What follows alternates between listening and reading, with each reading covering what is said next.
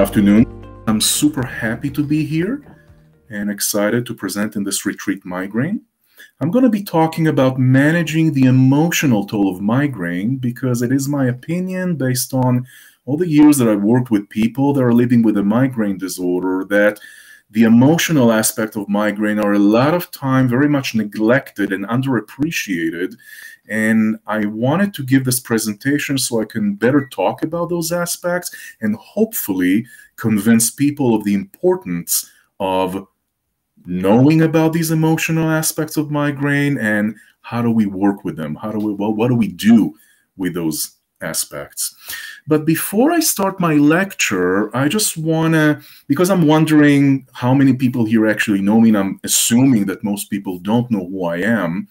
And after the years that I've worked in the migraine field and had a huge opportunity to work with people living with a migraine disorder, I've developed some general guiding principles that are guiding me through my work and working with the people that I work with. And I just want to share with you what guides me in my work so we can kind of establish kind of a common denominator.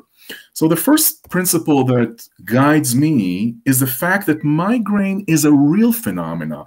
It's a real phenomena with physiological basis that has been researched and is being researched. We have a lot of information on what is happening in the body, in the nervous system, with a migraine attack and in between migraine attacks. This is a real phenomena, not an imaginary one. And that real phenomena is also a debilitating disorder of head pain and other associated symptoms that people that are experiencing this debilitating disorder are a lot of time faced with a lot of other things, such as the anxiety, the depression. There's a lot of associated conditions that accompany migraines, and the whole experience of experiencing debilitating and unanticipating migraine attacks can be pretty frightening and even traumatizing to a lot of people. And with that said, it's a lot of time very much puzzling to me how much other people that don't have migraines, they can't understand what it's like to have migraine. And it's also my opinion, and this is what I advocate in a lot of the places that I'm going and lecturing, is that people that are living with migraine disorder, they're not imagining their problem. It is a real phenomena. This is a real problem, and they're not crazy. They're not imagining it. It is something real that needs to be dealt with. And the fact is that a lot of the people that don't have migraines, and they find it really hard to understand, those that do live with this debilitating disorder, I hear a lot of people living with migraine. They are feeling misunderstood by their family, by their peers, by friends, people around. And so that contributes to a lot of stigma that is associated with migraine. And that stigma is not an easy thing, because people living with a migraine disorder, from everything I'm seeing, is that they not only are facing with the debilitating migraines and associated symptoms, they also need to live with the consequences of all the stigma around and all the misunderstanding that they're experiencing from a lot of people, sometimes even healthcare providers. With that said, I'm also, one of my guiding principles is the mind-body connection, which is unfortunate. This is not something I made up, but it is my opinion that our thoughts, our emotions, our internal makeover is very, very important. It's not just something that is out there. It actually influences our physiology. And it is important to know about this mind-body connection, because once we understand this mind-body connection, we can utilize those principles to better help those who live with migraine disorders, as I have been doing in my private practice and hope to keep doing that. And last but most important, I have been extremely fortunate to be invited and had the honor to accompany those people that have opened the door for me and shared with me their difficulties and their migraines and their journeys. And I was fortunate enough to be let in and walk the path with them. And I have learned a lot from the people that I've worked with, and I keep learning on a daily basis from every person that I'm working with so that I can better understand this complex phenomena and hopefully better help more people that are living with a migraine disorder. So these are what guides me so that people that are listening in can have a better understanding of who I am and what motivates me. But now I want to start by talking a little bit about, we talk about migraine, but what is actually the problem with migraine? And the problem is that migraine continues to be very much a problem and to puzzle a lot of medical practitioners and mental health providers. And a lot of them are finding themselves to be very much helpless, not knowing what to do and how to help the people who come to seek their advice. Beside that, the occurrence of migraines in those who are living with that disorder causes a huge amount of distress, not just to the people who are experiencing migraines, but also to their families, to their friends, to all of their surroundings. And up to this point, despite the fact that we have advancement in new drugs on the market, medical research of migraine, scientific research, even though these are continually happening, up to this point, from my understanding, there is no one single treatment like a magic bullet that could cure it all. And so without that magic bullet, people that are living with a migraine disorder, beside the headaches and the accompanied symptoms, they have other phases of their life that have been compromised. The fact that they have these recurrent headaches that they cannot control causes them to be demoralized, causes them to be frustrated, even angry. Why is it happening to me? Why can't I just live a normal life? Why can't this migraine just go away? Sometimes with the fact that people are trying new medications or new treatments and they do not seem to be working, people feel helpless or hopeless, that nothing seems to be helping them. They don't know what to do. And all of those can increase a sense of depression when people just don't know what to do anymore. These are added things that accompany not just the migraines and headaches, but also the emotional makeup of the individual. So with all of that, it's important to understand that in order to address all of that, it is important to address all of those components in order to better help those who are suffering from chronic migraines and chronic headaches. And because when people that are suffering from migraines, when they experience thoughts such as the ones that I'm writing in here, like my pain will never go away, life is completely hopeless. I know what they're thinking. They think that I'm completely faking my headaches. My doctor is so fed up with me, he doesn't know what to do with me anymore. I'm so alone in the world, no one understands my pain, no one understands what I'm going through. What is the point trying this new treatment? Nothing has helped me so far, and this is not going to help me either. There is actually nothing I can do. My friends have completely given up for me. None of my friends want to be around me. I hate myself. These are just a collection of things that I've heard in my time of working with people living with migraine disorders, and I'm wondering if the people who are listening to us might resonate with one or some of these statements, because when I'm listening to people who are thinking those thoughts on a constant basis, well, I have to wonder whether engaging in those negative self-talk, what is the effects of those? Because it is known that negative self-talk can cause higher levels of stress, also lower levels of self-esteem, especially if I'm thinking that I'm horrible and I'm a loser and I hate myself because of my migraine. Negative self-talk was linked with increase in sense of helplessness and hopelessness. I don't know what to do. Nothing is helping me. Nothing would ever help me. I don't see a solution in the horizon. All of those can perpetuate a sense of depression. And if I don't feel good about myself, probably I'm going to have challenges with relationships. And so when I'm listening to all of those, the people that I work with all of those self-talk, I have to wonder, how does just engaging in those self-talk, what is the effect of those on migraine? And my guess is that it probably is not going to help migraine. It's probably going to make migraine even worse, not to mention quality of life. But this is just one aspect of it, because when we're talking about the emotional aspects of migraine, I want to say that it's been well known that there is a bidirectional correlation between stress disorders such as general anxiety disorder, depression, post-traumatic stress disorder, and migraine. And it's been known that one can exacerbate the other.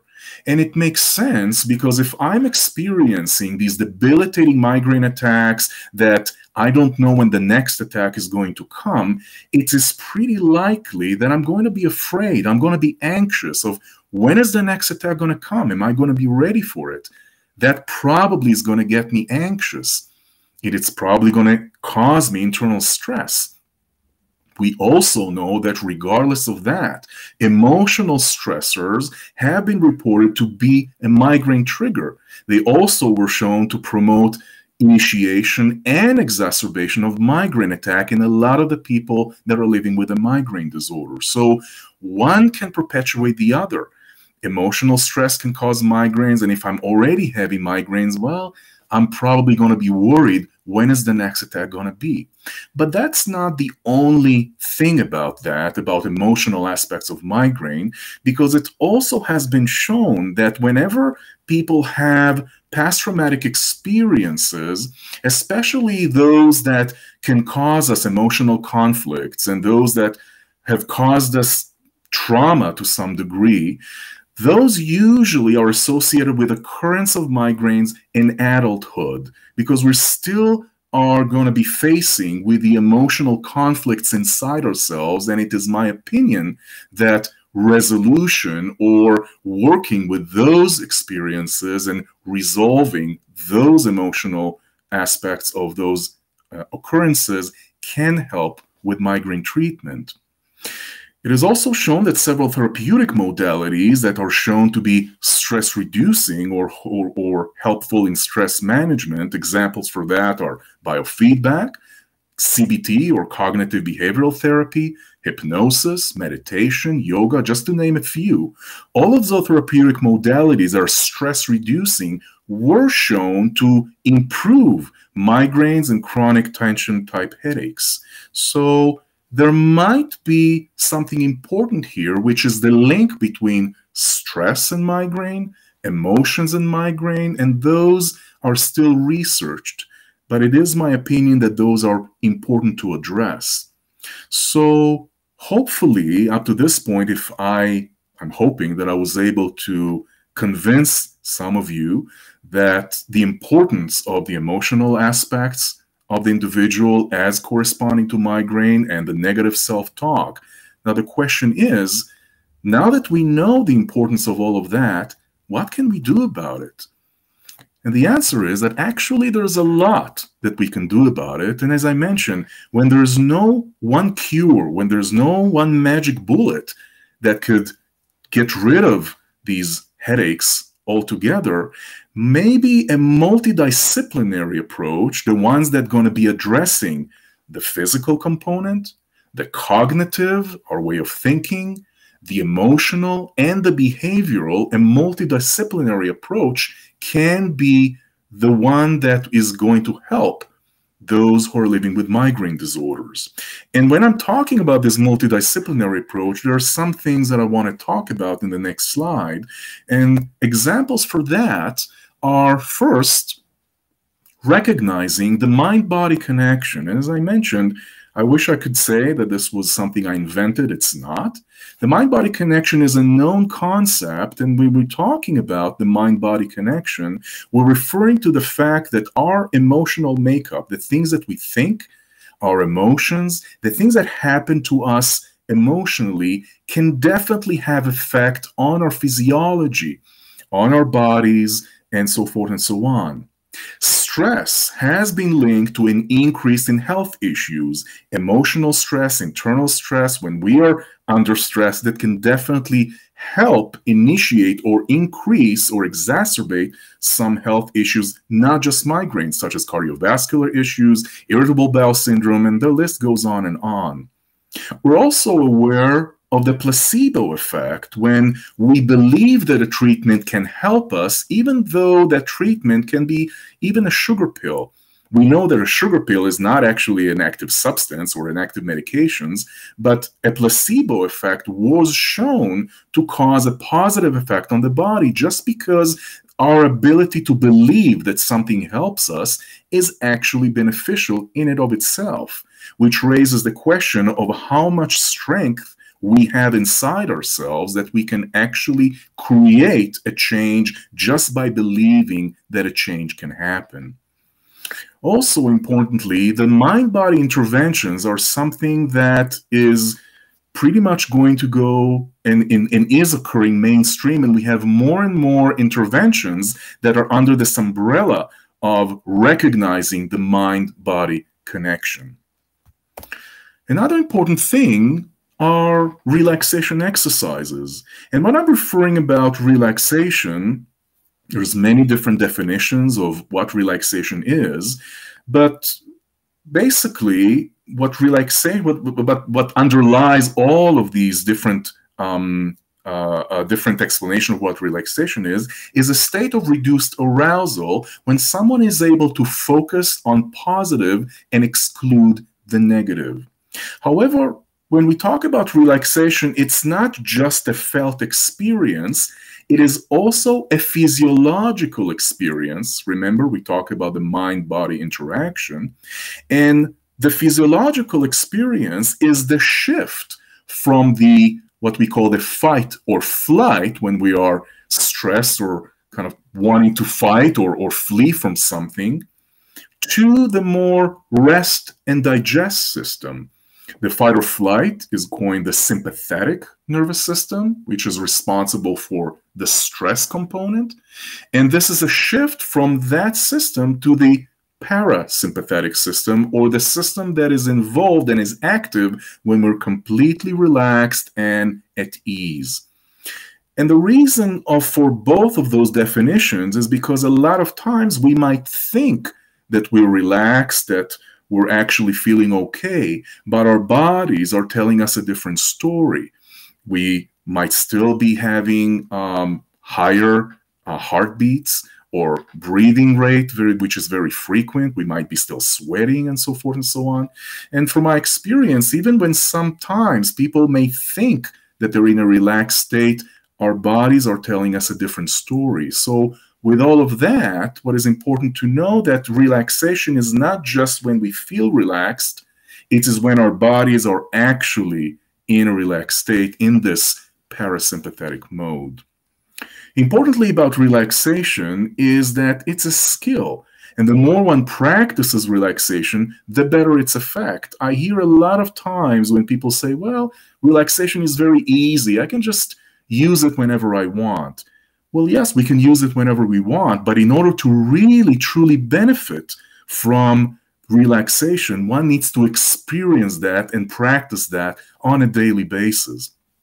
It is a skill, just like every other skill, just like picking up piano lessons or anything else that we want to do. In order for us to really get the benefits from relaxation, even though it looks easy, it is important to keep the practice ongoing on a daily basis so that our body would be able to be reprogrammed with this new state. Otherwise, if we're just doing relaxation once or twice a month or a year even, that probably, it's better than nothing, but it probably is not, we're not going to get the full effects, whether compared to if we would have to practice on a daily basis.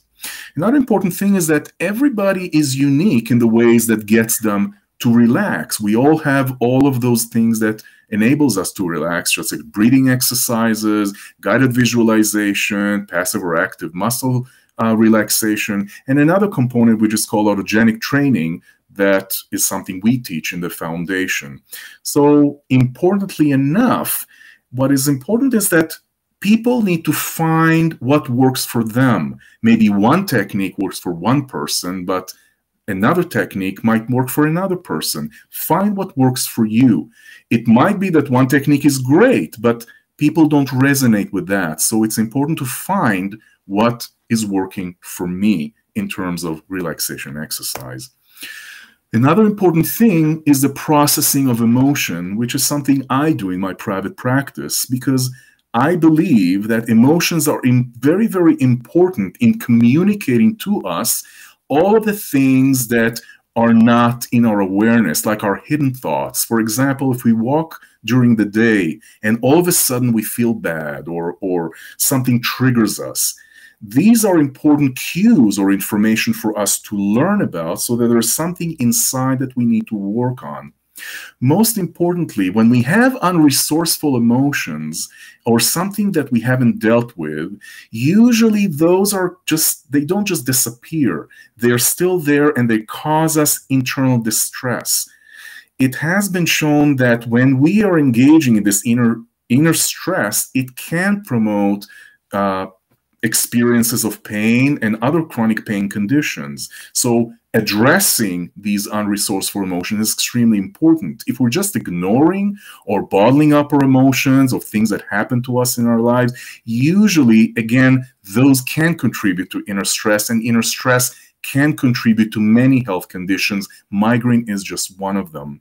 Versus if we engage in safe and healthy expression of all of those emotions that we may not want to deal with, when we get the courage to actually process them and express them in a healthy manner, it has been shown to reduce the effects of many chronic pain conditions, and migraine included.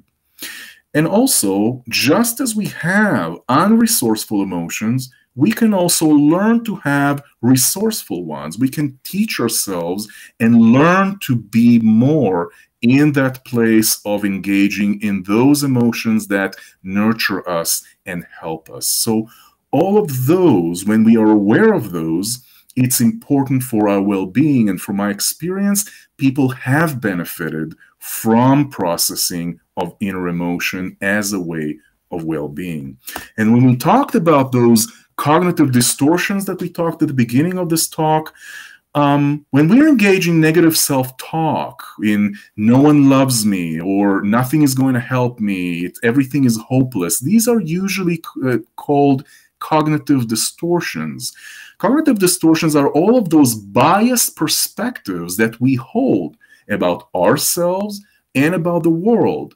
Examples for that is like generalizing, when we refer to absolutes, when we assume a general rule about something based on maybe few occurrences, such as no one likes me, nothing ever works for me, no one would ever listen to me. All these absolutes are usually generalization. They're inaccurate and they make us feel bad. Also, when we jump into conclusion, when we make assumptions in advance without having enough information, and examples for that is like, oh, she didn't say hello to me, she probably doesn't like me. Well, I don't have enough information because she didn't tell me that she doesn't like me, and maybe she's stressed, maybe she had a fight with someone. There's all sorts of ideas or reason that this might have happened, but I'm already getting to a conclusion assuming that she doesn't like me, or this new treatment is not going to help me either. While it might be true that this treatment may not help, but there's also a chance that it will help. But before I try it, I can't get into a conclusion just based on assumption. So all of that are cognitive distortions. And something that I find a lot with the people I work with is catastrophizing. When we're imagining the worst possible scenario. What if my pain, and it's all the what ifs sentences. What if this happens? What if that happens? What if my pain will never go away? What if I lose my job? What if I won't have enough to pay my mortgage? What if I'll be homeless? What if I die on the street? And it might sound funny, but we're actually engaging in those thoughts, and we can sit at the comfort of our homes and still engage in a horrible scenario in a matter of seconds and feel really, really bad because of these distortions, because of these thoughts. So all of those thoughts and all of those emotions are stuff that we can work with and benefit from better having a better control over our thoughts and being able to process our emotional makeup. And I would like to conclude this presentation by talking about some resources that the Danielle Byron Henry Migraine Foundation, that I'm very fortunate to be associated with, that we're offering. Everything that we've talked about in this lecture are everything that we're actually addressing in those resources.